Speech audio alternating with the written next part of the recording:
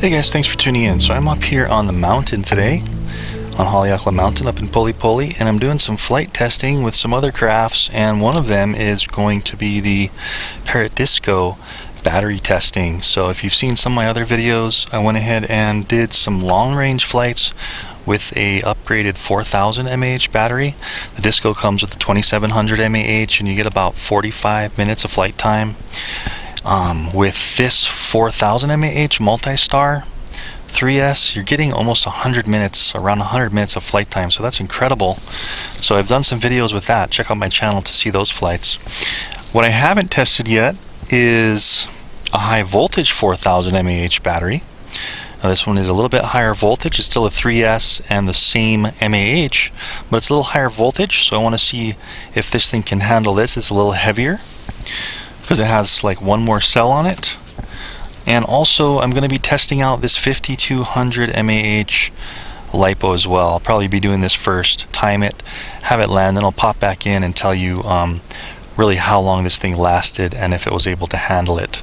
But what you got to do to make these batteries fit is just cut out a little bit of the foam. Take an X-Acto knife, be very careful and methodical, and go ahead and measure, and then just go ahead and cut it out so you can slide in these kinds of batteries. This will slide all the way down and still be able to plug in to the flight controller. So anyway, I think I'm going to test this 5.2 5200 mAh 3S first and see how this does. Alright, let's go ahead and boot this thing up and get flying. So just as an example to show you how this 5200 milliamp hour battery fits in, it does fit in actually perfect. If you do the cutting, you can see how I already have this thing shoved in. It's a little tight to get this XT60 connector over the hump of the battery when you plug in, but once you plug in like at a slight little angle, the connector actually pops down past the battery edge, so easy, no problem. And then actually I should mention that I did cut in the top cover. You can see that there's a little bit of foam removed, so you just have to measure that and then remove the foam so that when you do put this thing in, check that out. It snaps in nice and tight. You don't have any edges coming up. Everything is in there nice and tight. So press and launch. Wow. So it looks like they maybe they updated some software and it actually goes ahead and launches way sooner than previously. So it's just going to hover up there, going kind of a loiter. It's already up in the clouds. That's pretty cool. Let me see if I can roll the camera down, tilt the camera down actually. See if we can see the ground at all.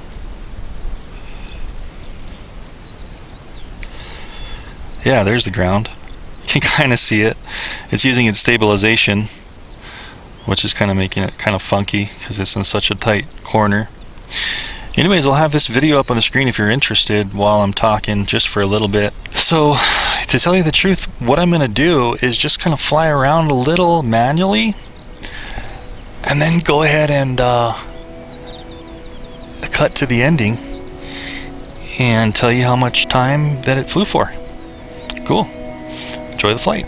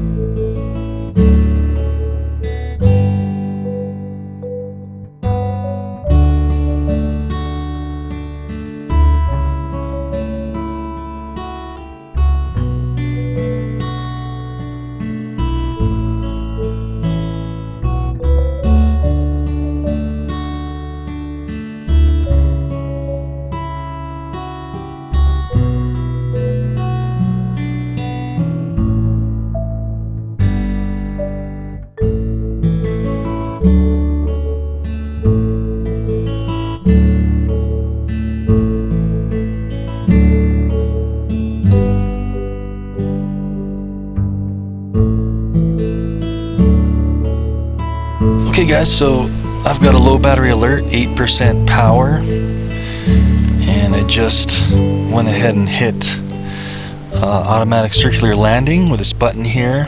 So I guess it's about time to go ahead and land this thing. The fog came in, and I'm hoping that since I launched from this direction right here, I'm hoping that it circles around and it will try to land right here. So if anything happens, it looks like it does work to just hit this button here, the takeoff landing button, and then you can take over manually. So I'm just gonna let it land. We've got 7% power left. I'm at 70 minutes just about of flight time, and I've been going up through the clouds like with a lot of power, using a lot of power. So anyway, let's see how this thing lands. I really hope it's not gonna hit a car or damage itself, but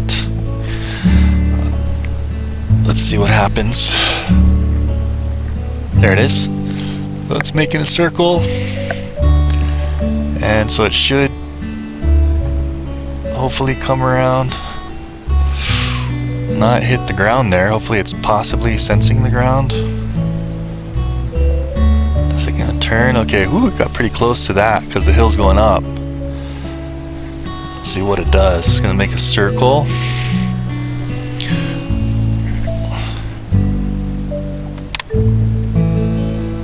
Oh, I was gonna try to land over there. So let me see if I can just manually land it so I can see it now.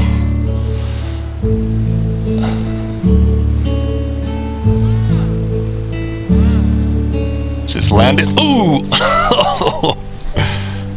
Okay, so that was a pretty hard landing, but I could have probably done it a little better. Let's see if there's any damage. The top flew off. It's saying please calibrate your drone on the screen. It didn't ask me for the calibration this time when I launched. Maybe I should have calibrated it. Anyway, let's see if there's any damage. That was a pretty hard hit. Looks like the propeller did stop when it got tangled in the grass. Okay, damage wise, wow, still no damage even after that hard hit. These two things popped out just a little bit, the wings. The camera does look a little bit buggered up by the grass. Just gonna give it a little lick and then very carefully wipe it. It looks like it's fine, no scratches on the camera, so okay, just a little bit of, you know, smudges on there. Still no damage with this thing, so pretty impressed here. Let me go ahead and get the grass out of the top. So the top flew off. I don't know if that's a little con for you, but I am using this giant battery here, 5200 mAh battery. Anyway, let's see. 70 minutes and 44 seconds I was flying for, and I got 4% power left.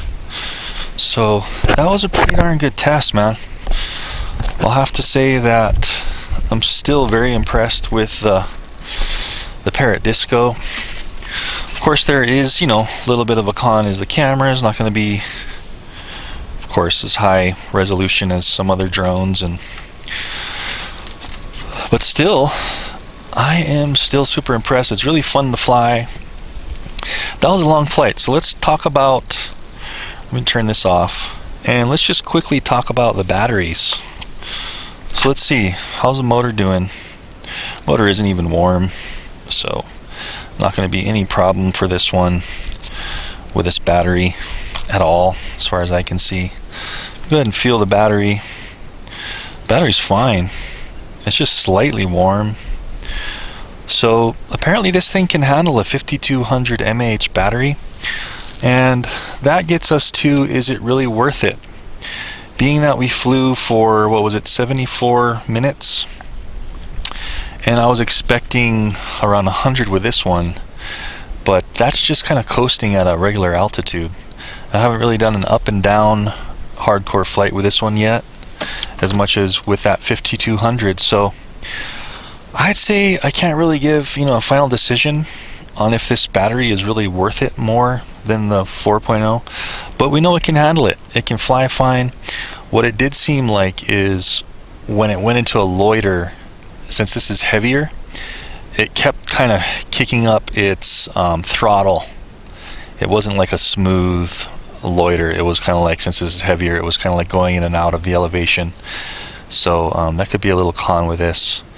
Is this going to make it a little more jittery, not quite as smooth with the added weight. But you saw how hard I crashed that, and this thing is fine. This is from a crash up here in my first review. You may have seen that on my channel where I just flew it into the trees way up there, and I had a couple sticks poke in there, but that was it. So pleasantly surprised at how durable this thing is.